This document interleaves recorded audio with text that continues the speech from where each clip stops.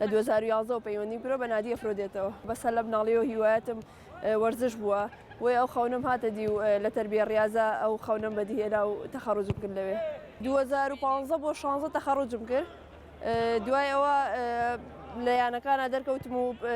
ڕاهێنەری منتەخەبی عێراق پەیوەندی پێوەگرتم و ساڵی 2017 پەیوەندیم کردم بە منتەخەبی عێراقەوە و لە 2018 منتەخەب کوردستان بڵین منتەخەب سلێمانی دروست بوو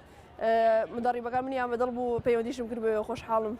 کە لە منتەخەب سلێمانی و منتەخەب عێراقیشا بەشداریم کردووە یانەی ئەفرۆدێت یەکەم دەرکەوتنم بوو و گازی باکوور و زێرەڤانی لە پیرەمەگرێ ئێستا حالێن لە پیرەمەگرونم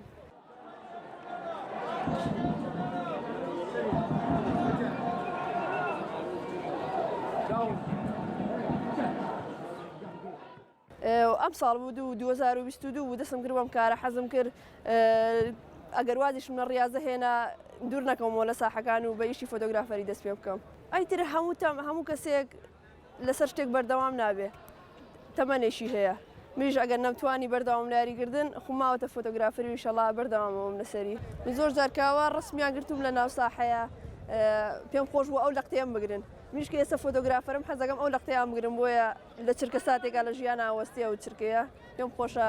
ڕسمیان بگرم منەوە حساسی کە خۆم بۆ تۆپی پێ هەمە حەزەکەم ئەوانەشی کە یاریەکەن ئەو احساسیان هەبێت و بتوانم وێنەیەکی جوانیان بگرم بۆ نمونە لە وێنەکەیە تۆپەکە دەرکەوێت زۆر جوانترە یا تۆپێک جاری وایە بەکە لە لێدرێ بەشود لێدرێ ئەو شتانە زۆر جوان ناساخەوە یەک جار تۆمم بەرکەوتەوە بەزی تر ئاساییە بەلامەوە تۆپم خۆشە نا لەخوا بە زیابەتە ئێستا عەزێتی وا نەبووە ئەگەر عەزێتیش بدرێ بۆ تۆپە کێشەمان نییە هەوڵێم بەردەوام بم و وێنەی جوانی ناو ساحەکان و خولی کوردستان جوانترکەم ئینشاءڵڵا وەڵا تەقریبەن 2000 وێنەم گرتووە لە ماوەی 2 مانگا 2000 وێنەم گرتووە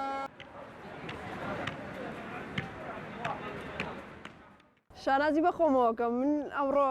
ناو ساحەیەکەم کچ بووم کە فۆتۆم گرتووە ڕەنگە کچی کەشی تیا بوو بێ بەس هیوادارم ئافرەتان ژنان کچان بێ ناو ساحەکانەوە و هانی لەوانەیە هاوسەرەکانیان یا برادەرەکانیان یا ڕەفەقەکانیان بن وەڵا لە سەیە تەقریبەن 98 بۆ 99 پیاوە حەزەکەم هەم ڕاگەیەندکاری ئافرەت و ژنانیش بێنە ناو بوارەکە و پەرە بە بوارەکەی خۆیان بن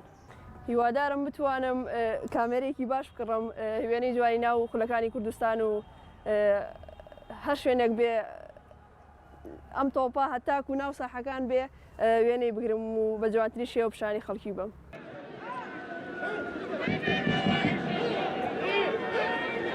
Thank you.